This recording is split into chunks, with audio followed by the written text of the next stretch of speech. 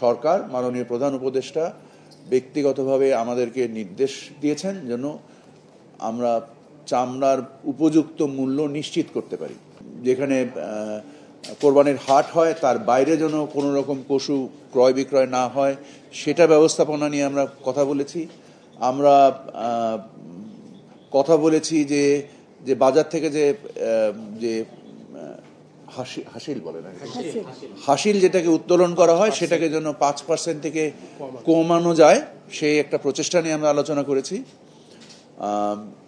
এছাড়া মূলত সরবরাহ এবং চাহিদার ভিত্তিতে যে আমরা যদি উপযুক্ত ব্যবস্থাপনার জন্য যে ধরনের প্রাসঙ্গিক পদক্ষেপগুলো আমাদের নেওয়া দরকার আছে, এই পদক্ষেপগুলো নিয়ে আমরা বিশদ আলোচনা করে আমরা সিদ্ধান্ত গ্রহণ করেছি। এবং আমাদের প্রয়োজনে আমাদের যদি বাজার ব্যবস্থাপনার উদ্দেশ্যে মূল্য নিশ্চিতকরণের উদ্দেশ্যে যদি মনে হয় যে কাঁচা চামড়া সরাসরি রপ্তানি করে দেওয়ারও যদি প্রয়োজন হয় আমরা করে দিব, কিন্তু আমরা কোনোভাবেই চাই না।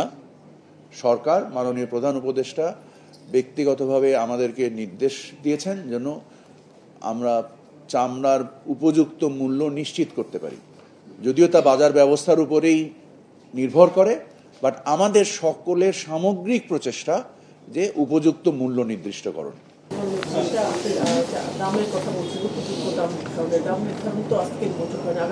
আগামীকালকে দাম নির্ধারণের বৈঠক হবে আমাদের।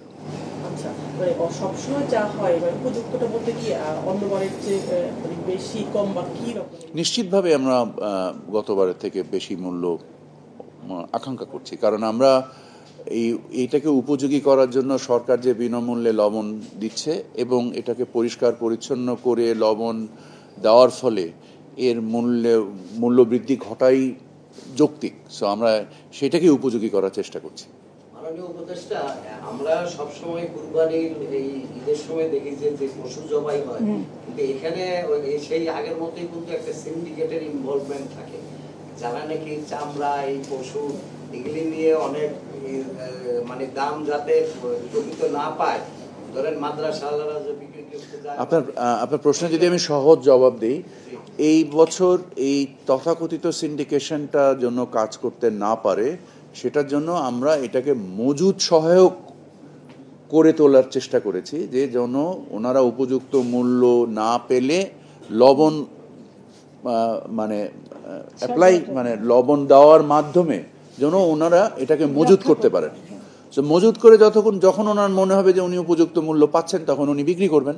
কারণ আগে যেটা হতো সেটা হচ্ছে যে যেহেতু চামড়া খুব দ্রুত পচে যায়, অতএব ওনারা এটাকে যে কোনো একটা মূল্যে ছেড়ে দিতে বাধ্য হতেন। এই বাধ্যকতাটা তুলে আনার তোলা যেন না হয় ওনারা, এই কারণেই সরকার 30,000 টন লবণ দেশের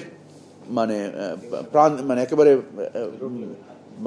প্রান্তিক অঞ্চল সহ এই লবণগুলো পৌঁছে দেওয়ার চেষ্টা করবে।